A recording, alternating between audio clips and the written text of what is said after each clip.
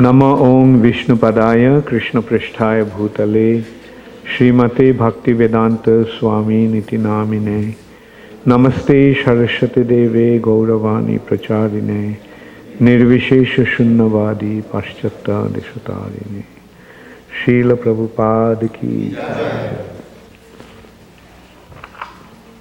Hare Krishna.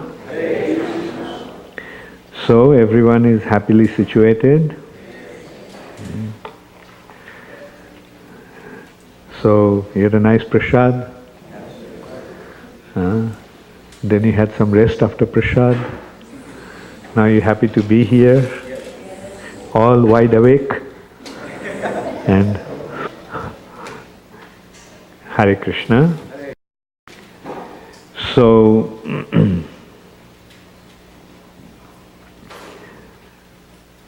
so after Kamsa was killed, Kamsa's two wives, Asti and Prapti, two daughters of Jarasandha, a very powerful king from Magad, went back to their father and reported to their father how Krishna has killed their husband. So hearing that, Jarasandha became so angry that he immediately declared that he will wipe out the entire Yadu dynasty. And this is how revengeful sometimes people become. Because he killed one person, I'll wipe out the entire family. So Jarasandha decided to attack Mathura. And he could understand that Krishna was very powerful because he knew how powerful Kamsa was. As I told you this morning, I think, that how Kamsa subdued Kubalaya Pira, the elephant. That elephant had the strength of 10,000 war elephants. And this elephant became loose, and it was destroying everything everywhere. So at that time, Kamsa was wrestling with the wrestlers in the mountain, and so the elephant came there, and everyone ran away.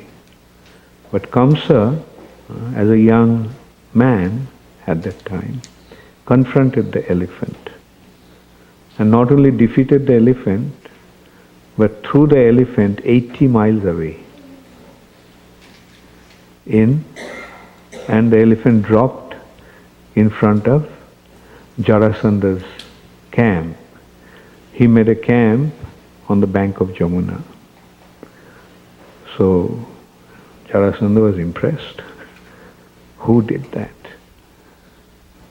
And he found out that it was Kamsa, handsome young man, or rather handsome young demon. So he decided to get his two daughters married to Kamsa. So he knew how powerful Kamsa was. And he heard how Krishna killed him with bare hands. Kamsa was with weapons. But Krishna with bare hands killed him. So he understood that this Krishna is not an ordinary person. It's extremely powerful. So in order to be confident about his victory, Jarasandha gathered 23 Akshavini soldiers. Now, Kurukshetra battle was fought with total 18 Akshavini soldiers. Kaurava side had 11 Akshohini, Pandavas had 7 Akshohini, 18 Akshohini. But Jarasandha came with 23 Akshohini soldiers. And what is an Akshohini? Akshohini consists of Chaturanga Sena. Chaturanga means 4 kinds of soldiers. Chariots, elephants, cavalry and infantry. Some soldiers fight riding on a chariot, some fight riding on elephants, some riding on horses and some on foot. So these 4 arrangements of division of soldiers together consists of 1 Akshohini, that is 21,780 chariots. The same number of elephants, 21,870 elephants. Multiplied by 3, it's about 65,750 cavalry. And multiplied by 21,780, rather 870 multiplied by 5 is the infantry. So that is what makes 1 Akshohini. And he came with 23 Akshohini soldiers. And at that time, Mathura, how many soldiers did they have? Practically all were Kamsa's men. So when Kamsa was killed, they all left. Many of them were, most of them actually left. Only a very small number of soldiers was there in Mathura. Those who were inside of Ugrasen, supporter and loyal supporters of Ugrasen, and few are like. So Krishna, when he got to know that Jarasandha is going to attack, actually they suspected that it would happen. So Jarasandha, after gathering such a huge army, attacked Mathura. So at that time it has been described, Krishna's chariot and Balaram's chariot came from the celestial planet. The chariots came, 2 chariots came, and they were equipped with chariot drivers and weapons, Krishna's all weapons, Balaram's weapons, they all were there. So they arrived. So Krishna told Balaram, look, your chariot has come and these residents of Mathura are depending upon us, so we have to confront them, this Jarasandha. So 2 of them came out of the city. Jarasandha sieged the city, surrounded the whole city of Mathura from all 4 sides. But Krishna and Balaram with some soldiers came out. It looked like they just entered into an ocean. And Jarasandha's soldiers came immediately, surrounded Krishna Balaram. The ladies were watching from the rooftop. And when they saw that Krishna and Balaram were completely swallowed by Jarasandha's army, they started to cry. Many of them fainted. Not only Krishna and Balaram couldn't be seen, the flag of their chariots also couldn't be seen. The flag of Krishna's chariot bore the mark of Garuda. And Balaram's chariot bore the mark of a palm tree. And so Garuda Dhaj and Tala Dhaj. So when they were surrounded like that, then Krishna took out his bow and he started to shoot arrows. And the result was the elephants' heads got severed, the chariots broken, horses cut into pieces. So, within a period of time, all of Jarasandha's soldiers were dead. And it has been described that so many soldiers and their blood was flowing, it created a river. And the severed hands were floating in the river like the snakes. The bodies of the elephant looked like islands in that river. The severed heads of the horses looked like the sharks in the river. And the hands and feet of the soldiers cut into looked like fishes floating in the river. So this is how Krishna devastated Jarasandha's army.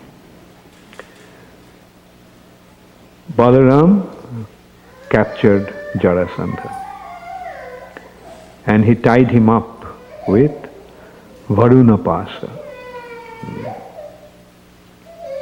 And he was about to kill Jarasandha.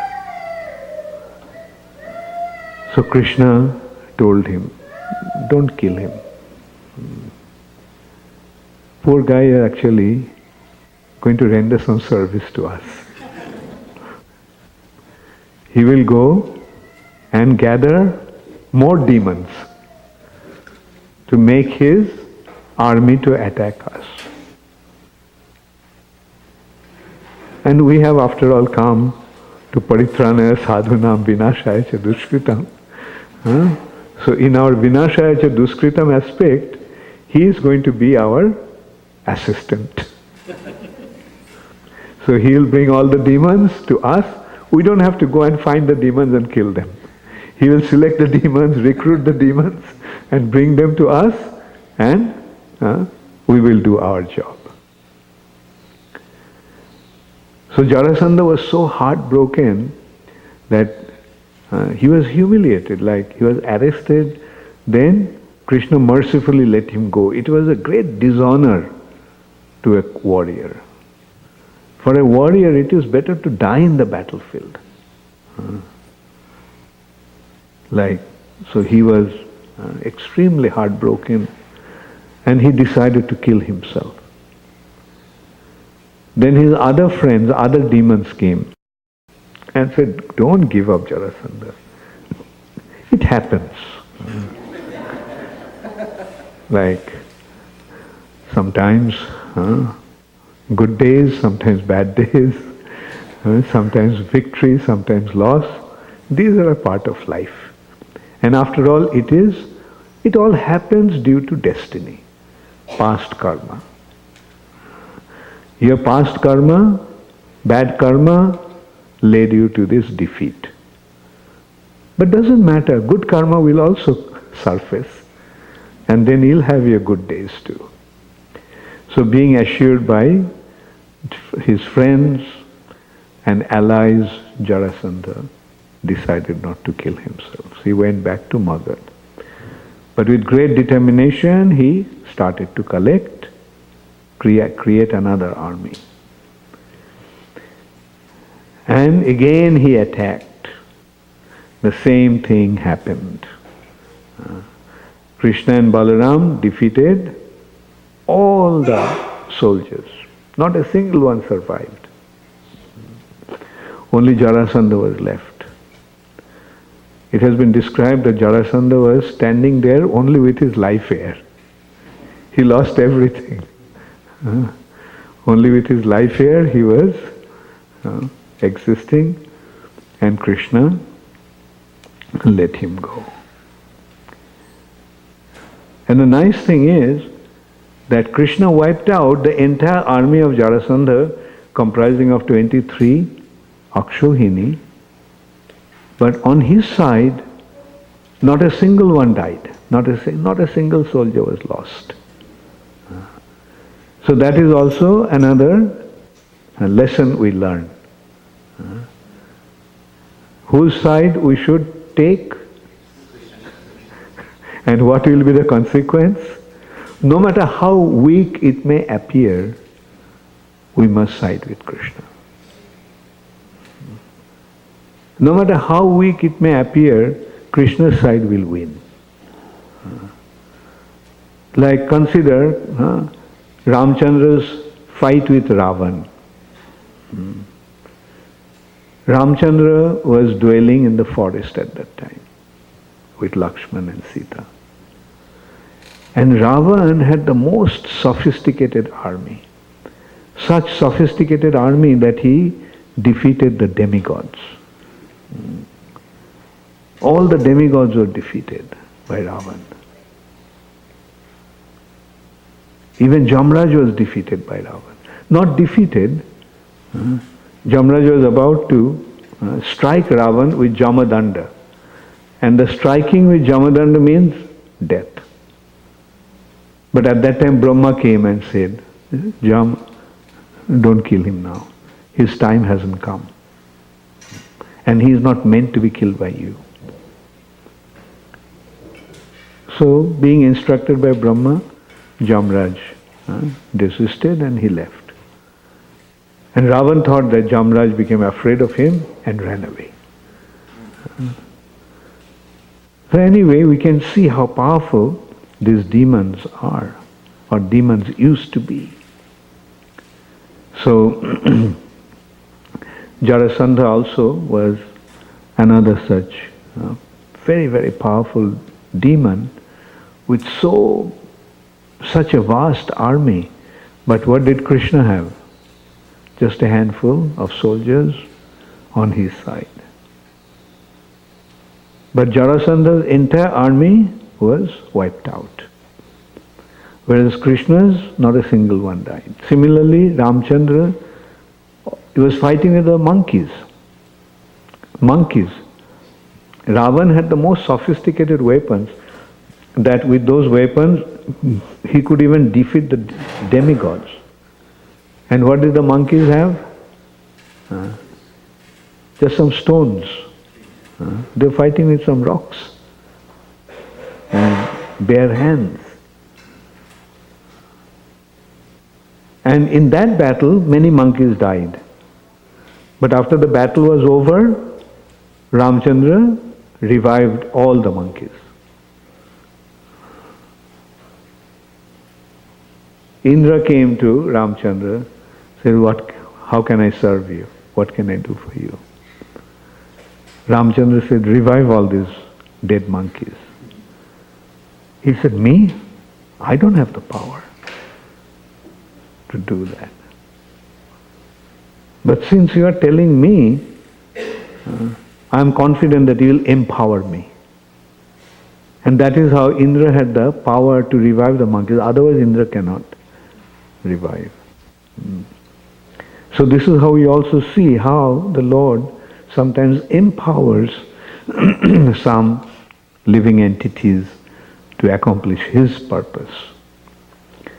So although the monkeys were dead, they all were revived. And with the battle with Jarasandha, not a single soldier died on Krishna's side. So as I was saying, so we learn a lesson from that. When it comes to taking side, whose side we will take? Is it clear? Okay. So now mind you, taking Krishna's side in this time is actually very, very challenging. In the other times they were fighting. Krishna was fighting, Krishna's followers were fighting. But in this age of Kali, no fight. Devotees are not going to fight. Chaitanya Mahaprabhu didn't take any weapon. Because in the age of Kali, if you get into fight, there won't be any end to it. So in the age of Kali, what is the means by which we are going to fight? Hare Krishna, Krishna Krishna, Hare Hare, Hare Rama, Rama Rama, Hare Hare. So that is our weapon, that is our defense. Sankirtan. And Chaitanya Mahaprabhu will show the strength of his mercy. We take shelter of Chaitanya Mahaprabhu and Mahaprabhu will give us all the protection. So, so in this way, for 17 times Jarasandha attacked Mathura, and for 17 times he was defeated. So on the 18th time when he attacked, at that time it so happened, by the instigation of Narad Muni, Kala Javana, king of the Javanas, decided to attack Mathura. It so happened that this Kala Javana was very powerful Javana king. And he was, when he met Narad Muni, he asked, who is my equal match? Because the Kshatriyas like to fight, and the warriors like to fight. So he was asking, who is my equal match? And just like Hiranyaksha asked Varun Dev. He went to Varun Dev and challenged, fight with me, come. Varun Dev said, look, I am not a match for you. I got old and no match for you. Rather you fight with somebody who is your equal. So he asked, who is my equal? He said, there is one person. Who is he? Hari. Where can I find him? It's difficult to find him. But when he wants, then he manifests himself. Otherwise, it's not possible to find him.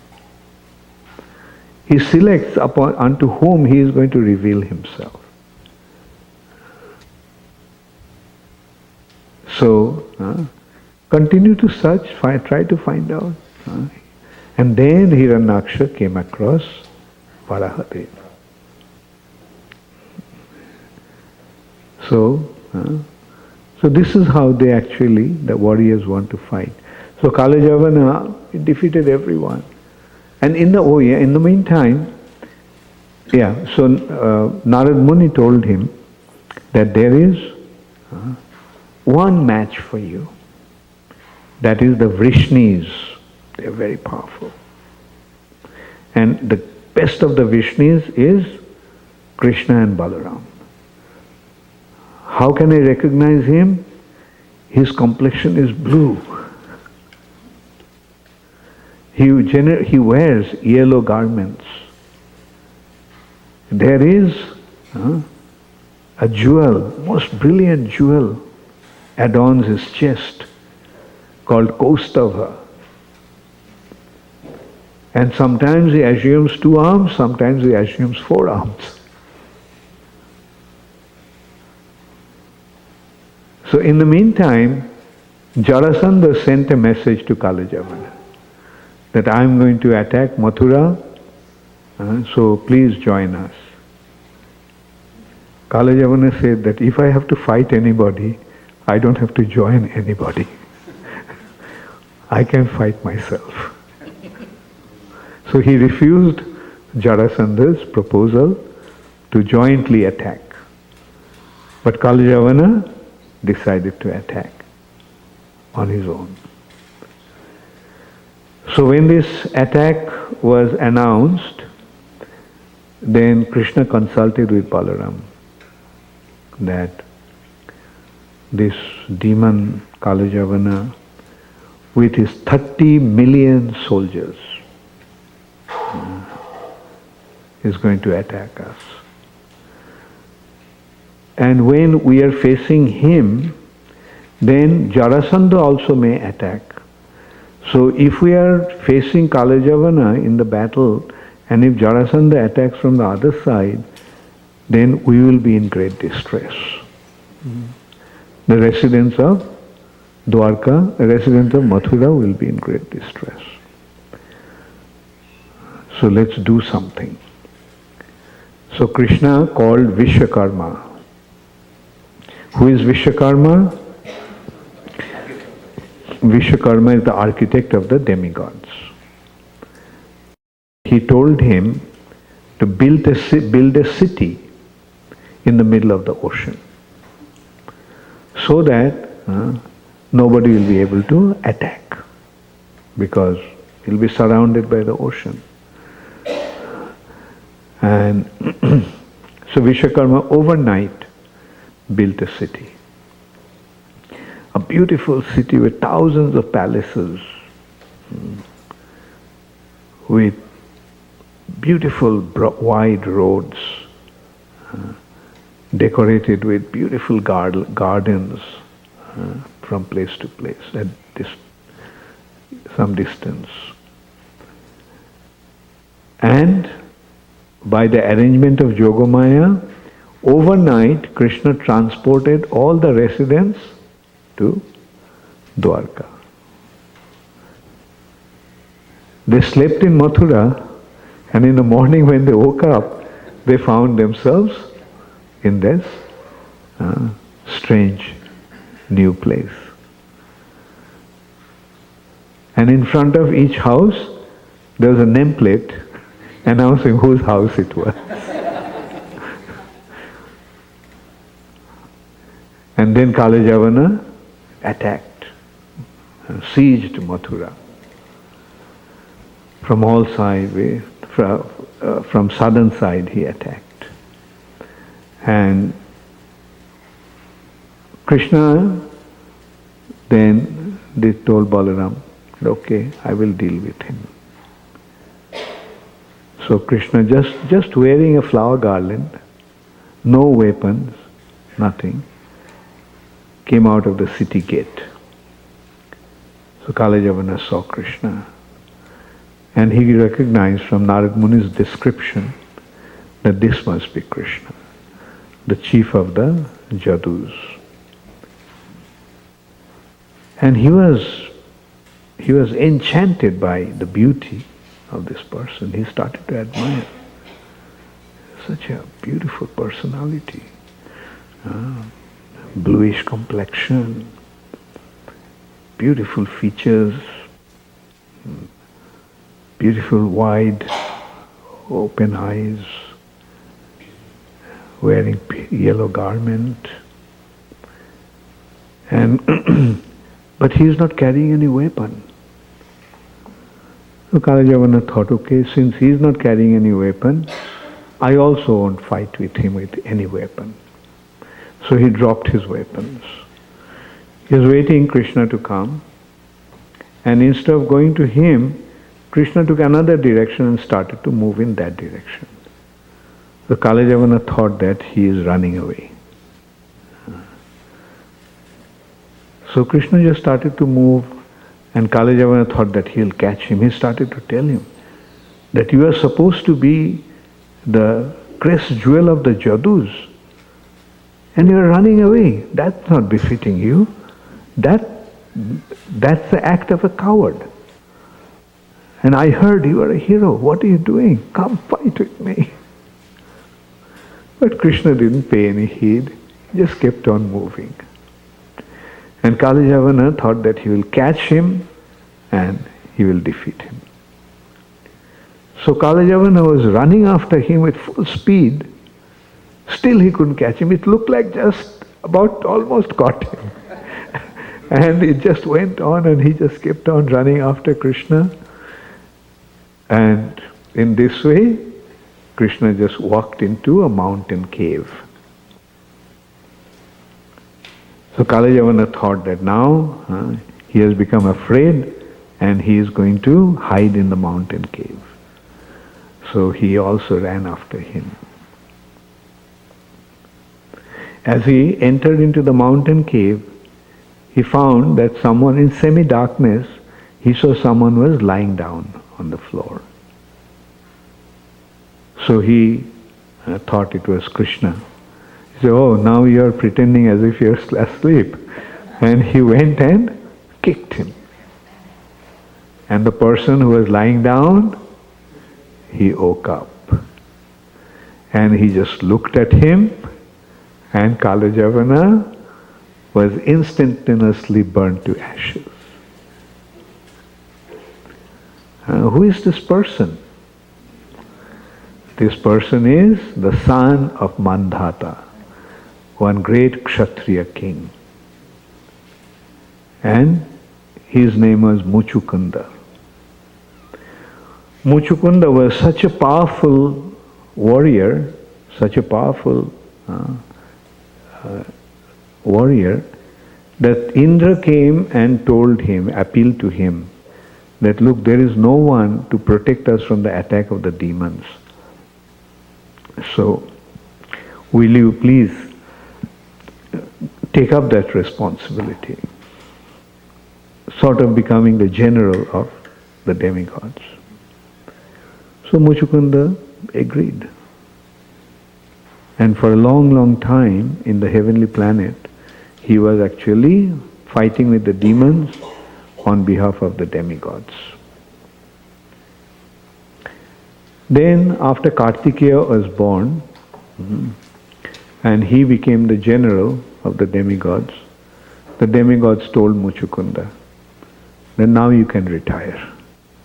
Now we got our appropriate general, the son of Lord Shiva and Parvati. He is specifically born to become our general. So now you can retire. Thank you so much for serving us for so long. Disregarding your own responsibility, although you had a glorious kingdom, but you left your kingdom in order to serve us. And for such a long time you served us. So ask for any boon. And incidentally, you can tell you also that down there in the earth planet, such a long time has passed that all your relatives and friends and all are dead.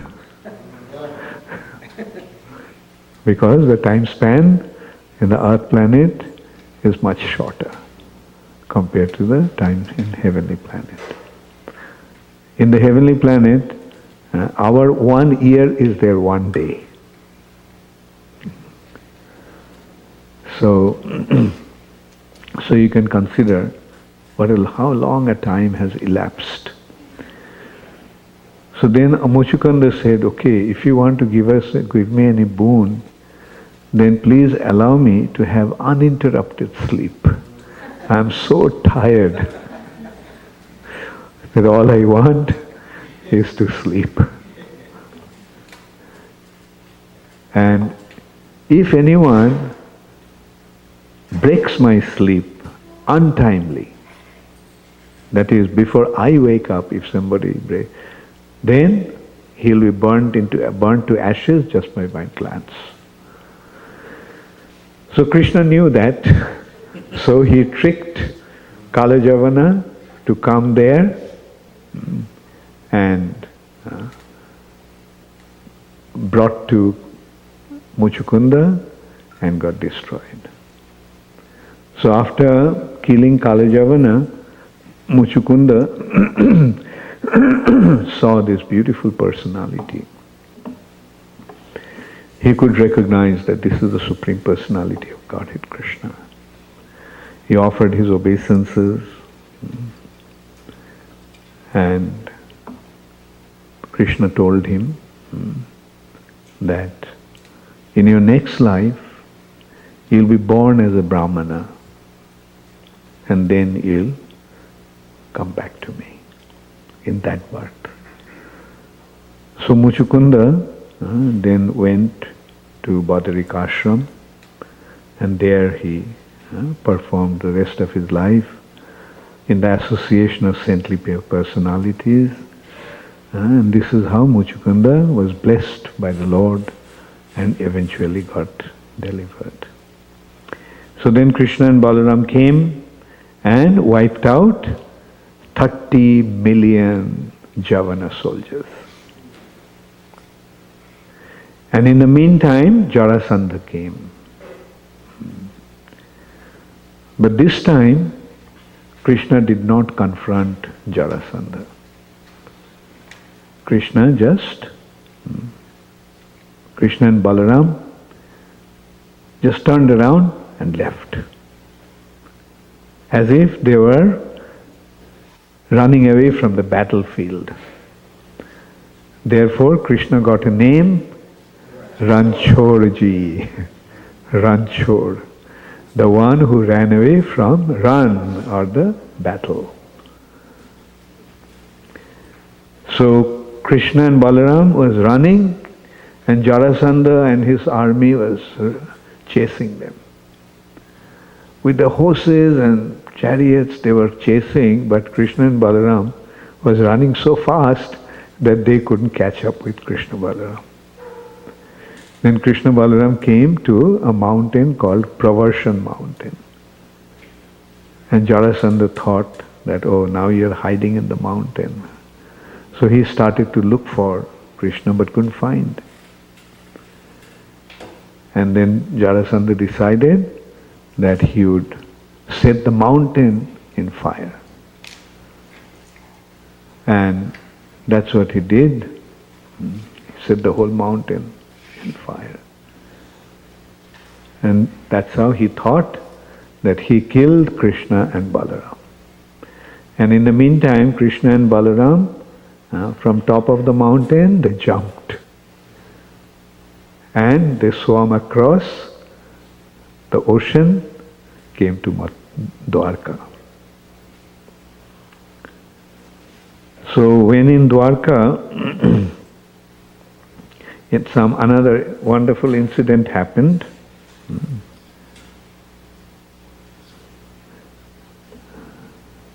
So descriptions of Dwarka is also very beautiful.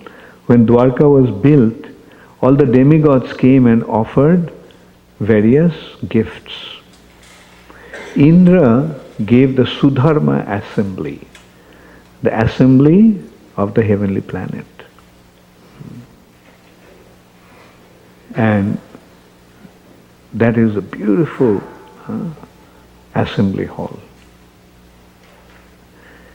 And he also brought the Parijata tree to Dwarka. Varuna brought horses for Krishna. They were the horses that could move, that could travel with the speed of the mind. And those horses, some were blue and some were milk white. And Kuvera, the treasurer of the demigods, came and gave the treasury for the treasures, heavenly treasures to Krishna. So in this way we can see actually what Krishna gave them, they brought it back to Krishna. All these gifts they actually got from Krishna to perform their duty, because they are responsible appointed employees of Krishna. That is the role of the demigods. They are actually the employees of the Supreme Personality of Godhead. And in that light, a very nice description has been given. So the employees of a person, so he is loyal, they are loyal to them, and they execute service to the employer. But the employees are there and the employer's children are there. The employees get remuneration. But do the children get remuneration? But the children serve because of their loving relationship. And the relationship is completely different. The relationship between employer and employee and the relationship between father and son. So demigods are like the employees of Krishna and devotees are like children of Krishna. So that's the difference. That's how it is described that the position of the devotees are far superior to the position of demigods. Some wise demigods pray to Krishna that they could also get this position of a pure devotee. So,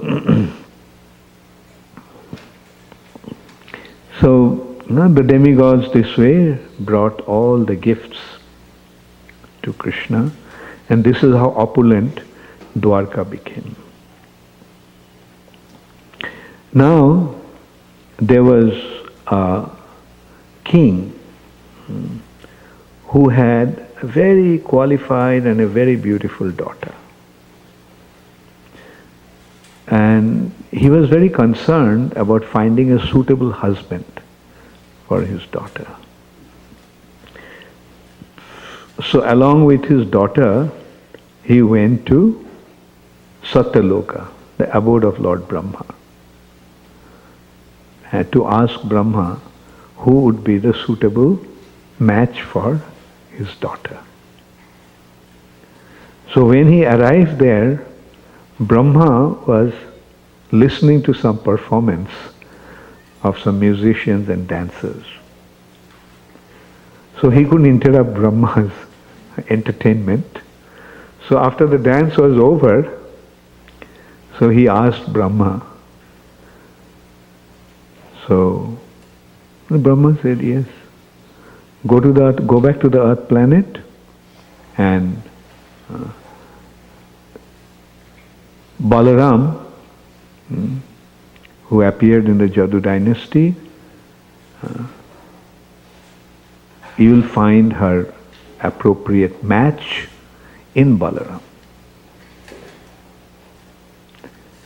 But mind you, the time that you have spent here, the whole situation in the earth planet has changed. Because here, 1 second is 1 year there.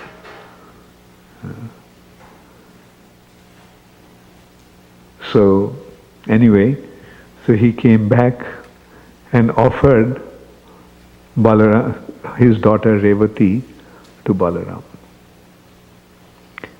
And now Balaram is in Dwapar Yuga and he was from Satya Yuga. So such a long time has elapsed. So his daughter was huge. So Balaram took his plow and just gave a pull. And she became of her size. So this is how Balaram got married to Revati. There was another king, his name was Satyajit. Now before Satyajit, let's get into Bhishmaka. So he also had a very beautiful daughter, and her name was Rukmini. So Bhishmaka, naturally the fathers become very concerned about finding a suitable match for the daughter. That's the one big anxiety of the fathers of young girls. Nowadays, of course, things have changed considerably. The girls find their own husbands. But in the Vedic time, it's the parents that used to select the husbands. So Bhishmaka was very concerned about finding a husband for his daughter. And one day when Narad Muni came to his palace, so he asked Narad Muni that I have this young daughter, can you tell me who is a suitable match? So Narad Muni told that her suitable match according to me is Vasudeva. And he started to describe his glory. He's so handsome, he's so powerful, he's so generous, he's so wise. And Rukmini just happened to hear the description of this personality that Narad Muni was describing. And just by hearing about that personality, she fell in love with him.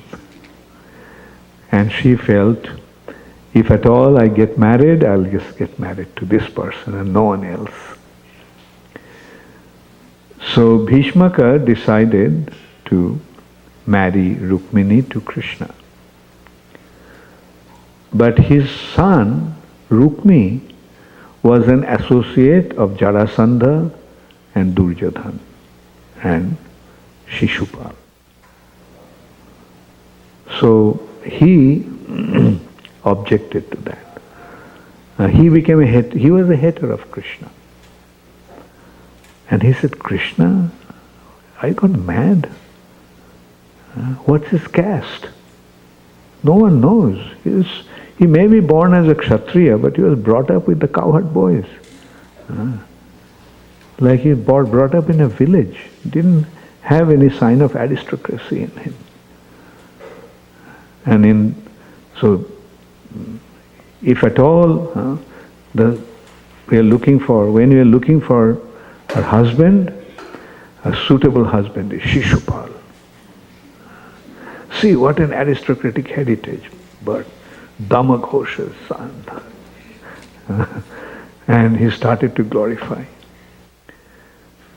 So Bhishmaka, although he wanted Rukmini to get married to Krishna, but he did not want to oppose his son, because he knew how demoniac his son was. And he also saw how Kamsa imprisoned his son. So he was afraid that if he opposed him, then he may put him into prison. Because he was so demoniac. So Bhishmaka reluctantly agreed with that arrangement, with the suggestion. And the arrangement was made that Rukmini would get married to Shishupal. And Rukmini decided, I have given my heart to Krishna. I am not getting married to anyone else. I would rather give up my life than get married to anyone else. So she wrote a letter to Krishna and sent a brahmana with the letter. And in that letter, Rukmini mentioned that I have offered my life to you, I have offered myself to you. Ever since I heard of you, I have fallen in love with you. If at all I have to get married to anyone, it's you and no one else. So please come and claim me. In 3 days' time, I'm going to get married. So we don't have much time. Now you may wonder how you're going to claim me, because I'll be in the palace. But on the morning of the wedding, I will go to Durga temple, Devi temple. And after worshipping, when I'll be coming out, at that time, you kidnap me. You claim me. So she gave the plan already.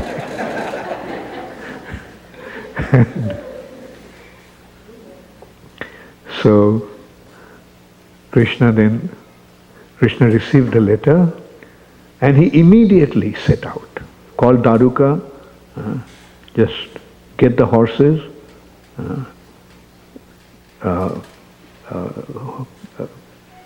to the chariot, get the chariot ready, and with the Brahmana, that night only Krishna left.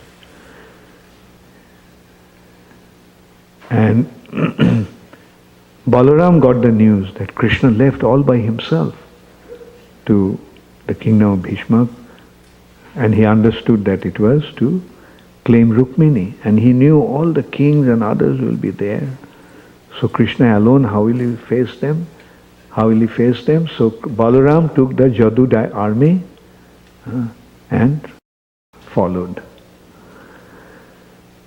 So Krishna arrived in the morning, and in the meantime, Shishupal and his friends Jarasandha, Shalva, and all of them also, with their full contingency, full army, they came there.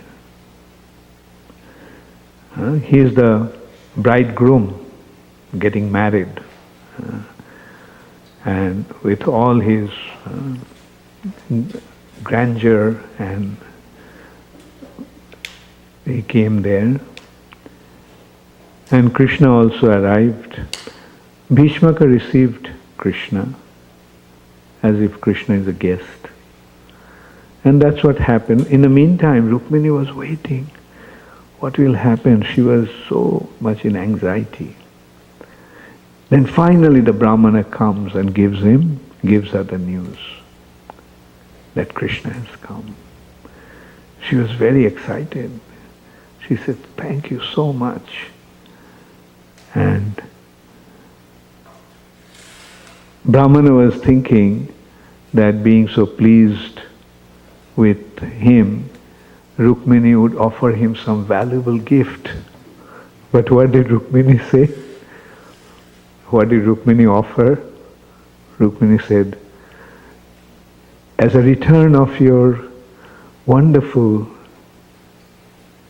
gesture, wonderful service to me, all I can offer is my humble obeisances to you." Saying that, she offered the Brahmana her humble obeisances. Little disappointed, the Brahmana had nothing, just humble obeisances. But when the Brahmana went back to his house, he could recognize where he came. He felt that it is he had lost his way somewhere and came to the wrong place, because there was a beautiful palace.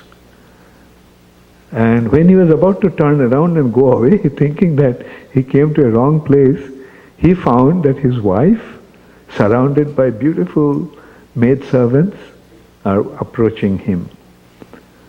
So she told them. All of a sudden, this is what happened, as if a magic thing. So this is what happens when we serve the Supreme Personality of Godhead and His eternal consort, Lakshmi Devi.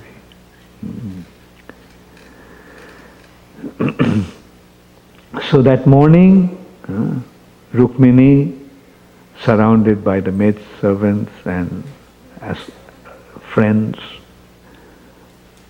and the guards, soldiers, escorted her to the Devi temple. And Rukmini went to the temple, and what did she pray? That please let me have Krishna as my husband. I don't know anyone but him. offering that prayer and duly worshipped her. As she came out, all the kings there, they're completely enchanted by her beauty. Many of them even fainted. And when they're completely dazed by seeing her exquisite transcendental beauty, Krishna just came, picked her up in the chariot and drove away. For a while, all the assembled soldiers and the kings couldn't realize what was happening. Then all of a sudden, they realized, they came to their senses, and they started to shout, "He's stealing, he's stealing." The princes, he stole the princes. And they started to say that this guy is such an expert thief from his childhood. From his childhood he learned how to steal.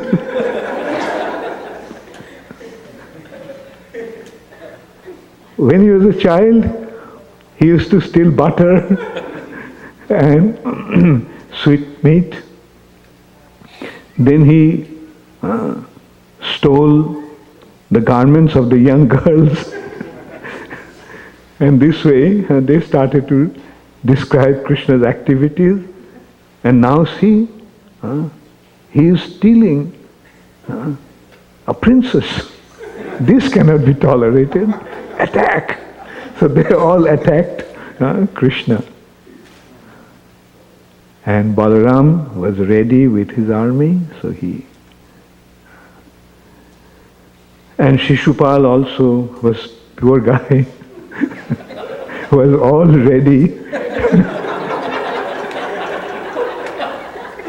All ready to get married. And now right from in front of his eyes, his bride is stolen.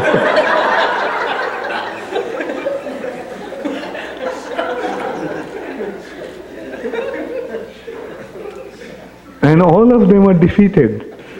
Jarasandha, Shishupal's army, Dantavakra's army, Shalva's army, they all were defeated. And when Shishupal was just with a sad heart, he was with his head drooping down, sitting there, not lamenting, silently accepting his misfortune. Then Jarasandha came and gave him the good advice. Don't worry. Not that always destiny works in our favor. Well, Rukmini has been stolen away, but there are so many other princes. Don't worry about it. You see, I also, for 17 times I was defeated, but I didn't give up. But finally, the destiny favored me, and I won. Shishupal said, the glory is not yours, because I was in the army at that time. That's why Krishna ran away. So, because when he went, the 18th time, Shishupal, Dantavakra, and all were with Jarasandha. Anyway, so Rukmini's elder brother became furious. He said, I am going to kill that thief, woman hunter, and I will teach him a lesson. I will teach him a lesson, and I'll bring back my sister. So Rukmi, with one Akshohini soldier, went and attacked Krishna. So Krishna wiped out his entire army. Yeah, Rukmi also took a vow that if I can't defeat Krishna and bring my sister back, I will not come back to my capital, Kundingram. And Krishna not only defeated And Rukmi and Krishna were fighting, and Krishna defeated Rukmi, and he tied him up on the flagpole of the chariot. And Rukmini was begging Krishna, please, after all, he's my brother. So don't kill him. So when Balaram came after taking care of Rukmi's army, Balaram came and told Krishna, Krishna, this is not the way to treat your brother-in-law.